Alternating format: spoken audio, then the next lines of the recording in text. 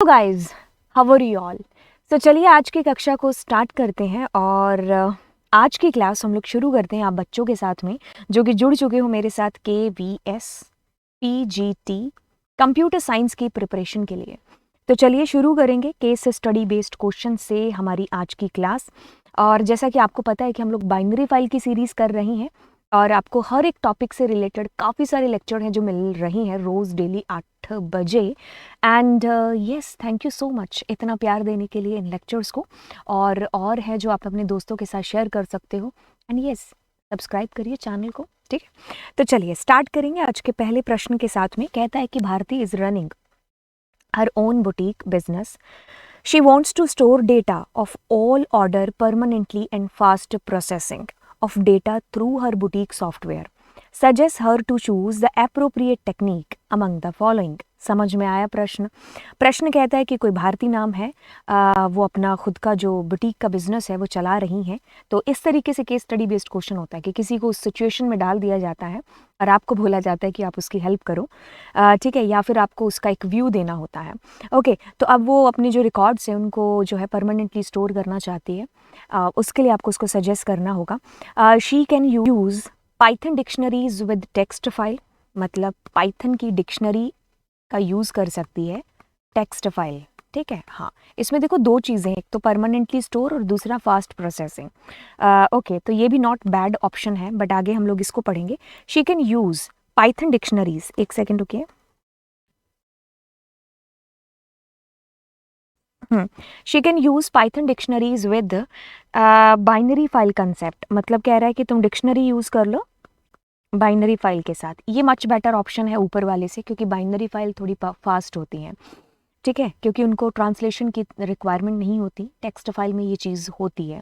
She can use list without the binary file concept, नहीं, क्योंकि permanent अगर उसको स्टोर करना तो उसको फाइल यूज़ करनी पड़ेगी।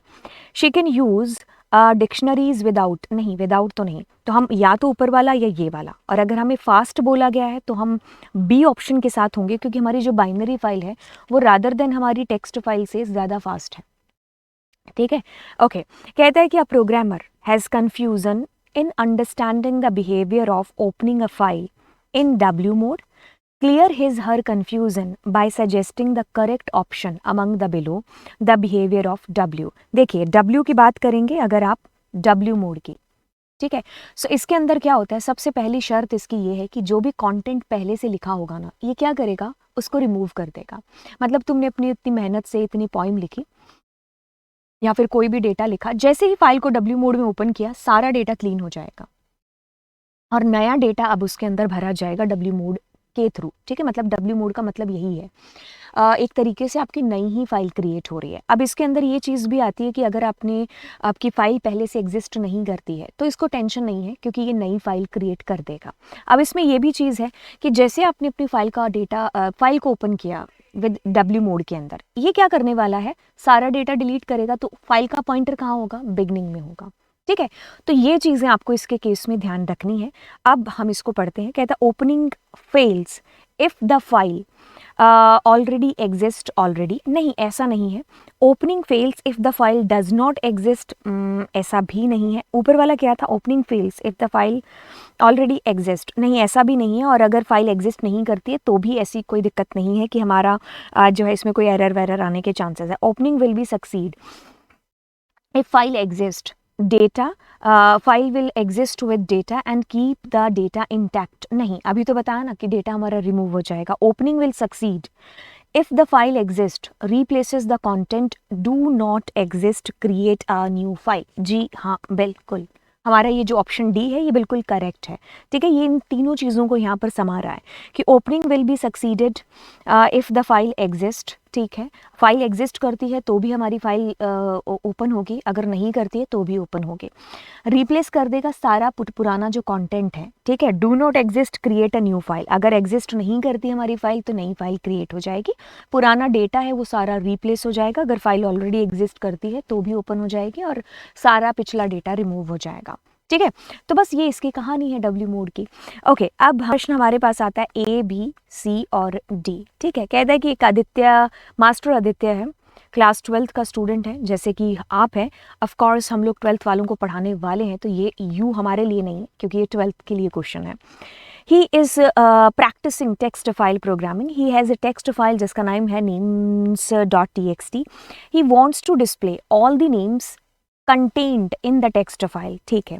He has written one of the following code and succeeded in getting the output. Guess which among the following option might have given the correct output। तो आपको इसकी सारी चीज़ें पढ़ करके अब बताना है कि कौन सा उसकी रिक्वायरमेंट के साथ सेटिस्फाइड प्रोग्राम या कोड यहाँ पर है जो उसने बनाया है। ऑफ कोर्स हम लोग ओपन करने वाले हैं अपनी फाइल को, जो हमारा आर मोड है उसी के अंदर। अब लाइन के अंदर एक एक करके नाम आएगा, ये सही तो है लेकिन इसमें इंडेंटेशन प्रॉब्लम हो सकता है, ठीक है, क्योंकि यहाँ पर देखो इतना स्पेस दे रखा है। बाकी अगर हम इसकी बात करें तो ओपन कर चुके हैं हम अपनी फाइल आर मोड के अंदर। ये सारी चीज़ें सही हो रही थी लेकिन यहाँ डबल कोट्स आ गया, दैट्स वाई नहीं हो सकता। आपने ओपन किया फाइल को आर मोड के अंदर, एक एक करके डेटा आया और प्रिंट हो गया। सुपर कूल, ये हमारा ऑप्शन बिल्कुल सही है। इसको में भी इंडेंटेशन प्रॉब्लम है तो हमारा ये ऑप्शन है जो बिल्कुल की तरफ बढ़ते हैं। तो कहता है कि given the following directory structure assume that the current working directory is the root folder, ठीक है।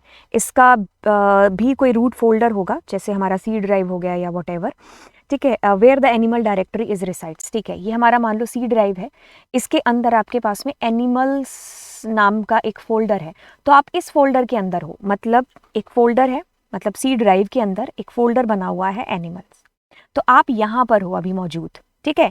और एनिमल्स फोल्डर के अंदर कुछ जो है अलग अलग फाइल, मतलब इसके अंदर जब आप जाओगे तो फिर आपको दो फाइल मिलेंगी, एक तो FE लाइन वाली और एक UR साइन वाली, ठीक है। फिर उसके अंदर फर्दर आपके पास में डेटा होगा। ओके, तो अब ये आपको यहाँ पर ये चीज़ कह रहा है कि where the animal directory resides, ठीक है। आप एक रूट डायरेक्टरी में हो जहाँ पर एनिमल नाम का फोल्डर है। अब आपको रिलेटिव पाथ बताना है कि जहाँ पर तुम मौजूद हो ना, वहीं से आगे FELINE जो फोल्डर है वहाँ तक तुम कैसे पहुँच सकते हो। अब तुम कहाँ पर हो, सी डायरेक्टरी के अंदर मौजूद हो। अब यहाँ से आगे जाना है, तो यहाँ से आगे जाना है तो एनिमल्स, और उसके बाद में आप जाओगे कहाँ पर, FELINE के अंदर। वैसे इसमें डबल स्लैश दे देना, ठीक है। बेस्ट ऑप्शन हम इसी को चूज़ करेंगे, अदरवाइज इसमें डबल स्लैश होना चाहिए था। अब कहता है कि अब और यहाँ पर ज़्यादा समझ में आ जाएगा। कहता है कि given the following directory structure assume that the CWD current working directory is UR sign folder. आप इस फोल्डर के अंदर हो, मतलब इस फोल्डर में एक फाइल पड़ी है beers.gif, आप इसी फोल्डर के अंदर हो, ठीक है। अब वहाँ से आपको beers.gif, देखिए जब भी मैंने आपको बताया कि आप जब करंट मतलब जिस भी फोल्डर के अंदर आप मौजूद हैं वहाँ पर आपको कोई पाथ देने की ज़रूरत नहीं है। You can simply open that particular file. जैसे इसका एक एग्जाम्पल आपको दे देते हैं। जैसे अपने क्या करते हैं, एक नोटपैड की फाइल ओपन करते हैं, ठीक है। इसमें मैंने लिखा ओके, ठीक है। अब मैं इस फाइल को सेव करती हूँ और मैं क्या करती हूँ, डेस्कटॉप पर सेव कर देती हूँ, ठीक है। और डेस्कटॉप पर अपने एक फ़ोल्डर बना लेते हैं POP पॉप नाम से, ठीक है। अब इस फोल्डर के अंदर मैं इस ओके फाइल को सेव कर देती हूँ, ठीक है। तो ये मेरी एक फ़ाइल सेव हो गई, ठीक है। अब यदि मैं मान लीजिए आइडियली ओपन करती हूँ, ठीक है। अब मैंने क्या किया, F is equals to open, और मैंने क्या किया, मतलब इस फाइल को मैं कहाँ पर सेव करूँगी, पहले मैं इसको सेव कर देती हूँ। मैं इसको डेस्कटॉप पर, वो POP नाम की फ़ाइल है ना, मैं यहीं पर इसको सेव करती हूँ। मैंने यो नाम से इसको सेव कर दिया यहाँ पर। तो अब ये भी वहीं पर सेव है जहाँ पर वो टेक्स्ट फाइल है। जब दोनों फाइल सेम फोल्डर में है तो उस फाइल का नाम उस फाइल का नाम क्या था, पॉप था कि ओके था, OK.txt, ठीक है। तो मैंने क्या किया, इसको सेव, अभी चलो सेव बाद में करते हैं, पहले हम इसको प्रिंट करा लेते हैं, ठीक है। मैंने क्या किया, F.read, ठीक है। सेव करा, रन करते हैं, ठीक है। तो आपके पास ओके नाम की फाइल का डेटा है जो प्रिंट हो गया। तो अभी देखो आपने क्या किया, सिर्फ और सिर्फ नाम दिया है उसका, वही इस प्रश्न के अंदर था। अगर आप इस प्रश्न में जाओगे यहाँ पर। तो देखो इसके अंदर क्या है कि आपकी करंट वर्किंग डायरेक्टरी यही है, यहीं पर ही वो फाइल पड़ी हुई है, तो आपको पूरा पाथ देने की जरूरत नहीं है, you just need to give there the file name beers.gif। ठीक है, structure assume that the current working directory is in the root folder where animals directory resides, what is the absolute path to beers.gif। ठीक है, आपकी जो current working directory है वो है कि आप यहाँ पर हो, मान लो सी ड्राइव में हो। ठीक है, अब आप वहाँ से आगे जो है किसको ढूंढना चाह रहे हो, बियर्स वाली को। ठीक है, तो आप कहोगे कि मैं एनिमल्स में हूँ, इस नाम के फोल्डर में यूआर साइन के अंदर मैं beers.gif फाइल को ले रहा हूँ। तो बस जो ऑप्शन मैच करता है, आप प्लीज़ डबल स्लैश ज़रूर इमेजिन कर लेना। ओके, कहता है कि करंट वर्किंग डायरेक्टरी है जो आपकी, वो है FELINE फोल्डर, ये वाला फोल्डर। ठीक है, what is the relative path to the lions.gif, इसके लिए क्या होगा। ठीक है, तो आप इसके अंदर हो ना मौजूद, तो फिर आपको किसी ज़रूरत ही नहीं है, तो आप lions.gif फाइल को ओपन करेंगे। ठीक है, क्योंकि आप मौजूद उसी के अंदर हो तो आप वहीं से आगे जाओगे ना। अगर आप मान लो यहाँ पर होते तब आप FELINE वट एवर लिखते हैं ना। ठीक है, अब कहते हैं कि इफ़ अ फाइल इज़, अगर किसी को रिलेटिव पाथ और एब्सोल्यूट पाथ के बारे में जानना है तो आप उसके लिए वॉच करें वो लेक्चर जिसके अंदर मैंने टेक्स्ट फाइल को समझाया है। ये मैंने पूरा कंबाइन करा हुआ है आपका लेक्चर, उसके अंदर मैंने एक्सप्लेन कर रखा है इसको। ठीक है, अदरवाइज चैनल पर जाकर के आपको मैंने बता रखा है कि आप कैसे सर्च कर सकते हो। ओके, कहता है कि if a file is opened for reading which of the following statement is not true. ठीक है, रीडिंग के लिए आपको बता दें कि अगर आर मोड की बात करते हो तो इसमें पहली चीज़ आती है कि इसमें फाइल एग्जिस्ट करनी चाहिए, अगर नहीं करती तो ये आपको एरर करेगा। इसमें दूसरी बात आती है कि जब भी आप इसमें ओपन करेंगे तो आपकी फाइल का जो पॉइंटर होगा वो बिगनिंग पर होगा। ठीक है, तो इसमें फ़ाइल जो है अगर एग्जिस्ट नहीं करती है तो आपको एरर आती है और आपकी फ़ाइल का पॉइंटर है वो बिगनिंग में होता है। कहता है कि the file must exist on the disk on the specific path, बिल्कुल सही बात है। कहता है कि if the file exist at the specific path the file is opened successfully, ये भी बिल्कुल सही है। अब मैंने यहाँ पर ध्यान दिया इसमें नॉट ट्रू पूछा है, तभी मैं कहूँ मल्टीपल आंसर्स कैसे ट्रू हो सकते हैं। कहता है कि the file even if at a different location on the disk other than the specified path will get open, नहीं ऐसा नहीं हो सकता। नेक्स्ट पढ़ लेते हैं, Python gives error if the file does not exist at the specified path, बिल्कुल ये सही है, और सी हमारा जो ऑप्शन है वो बिल्कुल सरासर गलत है। ओके, कहता है कि to read 24 characters from a file object in फी। ठीक है, वी यूज़, अगर हमारी फाइल का ऑब्जेक्ट INFI है तो हम रीड करना चाहते हैं 24 कैरेक्टर, तो हम कुछ इस प्रकार से लिख रहे होंगे। तो जो भी ऑप्शन मैच करता है आप उसको क्लिक करेंगे। अब कहते हैं कि identify the suitable code for blank space जो कि नंबर 1 पर लिखा हुआ है। ठीक है, तो हम यहाँ पर करेंगे इम्पोर्ट, क्या लिखेंगे, इम्पोर्ट, और वो भी स्मॉल के अंदर। ठीक है, ओके, कहता है कि लाइन नंबर 2 के अंदर, अब देखो हमने क्या किया, आगे लोड करा रखा है, तो यहाँ पर क्या होगा, RB मोड होगा, बट फाइल का नाम जो कि ऊपर ही दे रखा है विच इज student.dat फाइल।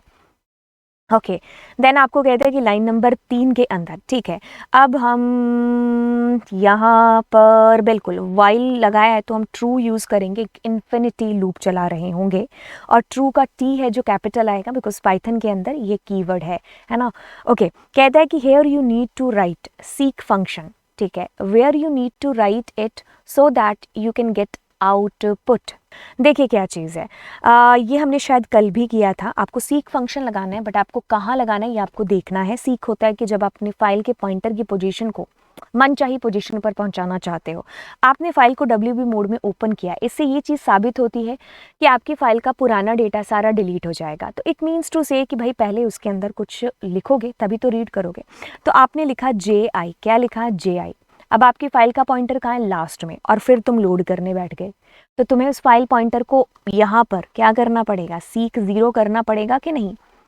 है ना। तो यहाँ पर आप सीक 0 करोगे तब जाकर के आपकी फाइल का पॉइंटर 0 पर आएगा और फिर आप रीड कर पाओगे डेटा को।